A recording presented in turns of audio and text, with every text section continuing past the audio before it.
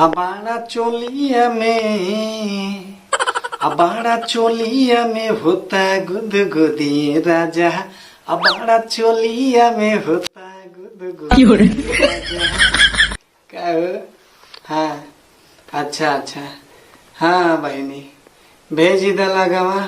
हाँ तनी 2 गो मिठाई ले ली, बुनिया मिठाई। हाँ तनी पनिया ले ले लोटवा का बहनी पी लिया। हाँ भेज दा। हाँ हाँ बहनी और बतावा का कुल होता बहनी, बड़ा ढेर दिन पर अइलू हौ बहनी। हाँ बड़ा ढेर दिन पर देखत हूँ कि है बाढ़ आई गइल। हाँ बहनी आदमी बांध डलले बानो। हाँ बन्हवा डाली के खूब सीधरी खाते हम बहिनी। हाँ खूब गचर गचर खाते हम। का बताई हम हो गइल रहनी कलिया। हाँ हम हो गइल रहनी बहिनी कलिया, 2 किलो सीधरी लेके आईनी। हाँ बहिनी 2 किलो लेके आईनी। करी बांध से बहिनी बनवाई के सुखले लप लप हम मार लियानी।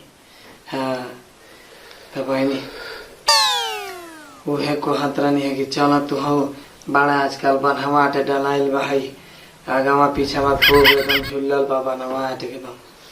हाँ बहनी करीबा से चल ही के बनवटिया पर देखल जाई, बनवा वाला के 2-4 रुपया दिया जाई बहनी।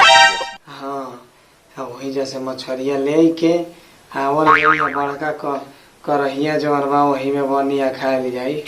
हाँ हाँ बहनी हाँ लिया जी तो बढ़िया रही। औरी कुल बताओ बहनी।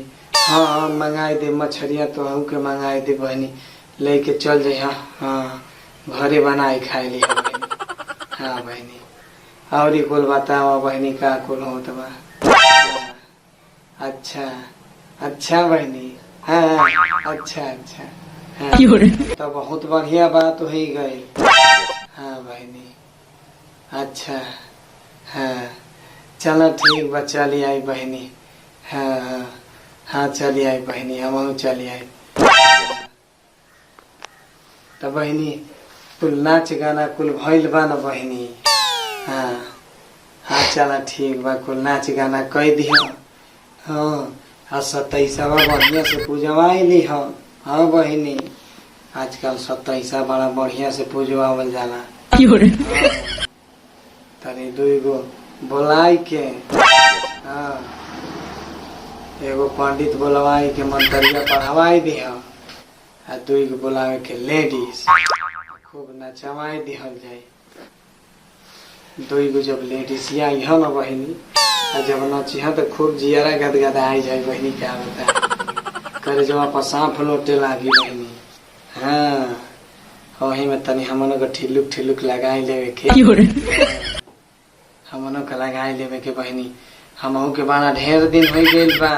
हाँ बहनी न चले बड़ा ढेर दिन हो गइल बा। हमहू सोचा तनी कि तनी डीजेया बाजी बहनी, लेडीसिया कुलो नची। हाँ लेडीसिया कुलो नची। हाँ बहनी तो हमहू तनी ठिलुक ठिलुक लगाई ले वही में। हाँ बहनी आओ करीबा से बहनी तनी हमारो वीडियो बन जाए बड़ा यूट्यूब पर फेसबुक पर आदमी वायरल होता न। हाँ बहनी हम वायरल हो जाती तनी ठिलुक ठिलुक हम नाच लेती बहनी।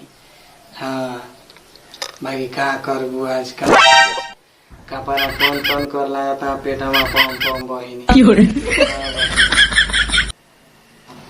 चलो तो आज मछरिया लिवाई दे तनी बहनी, ले के जाई के सीधरी का मछरी खूब बनाई के एगो मोटा की लिट्टी लगाई के खूब गपर गपर लीली है एकदम बहुत मजा आई बहनी। हाँ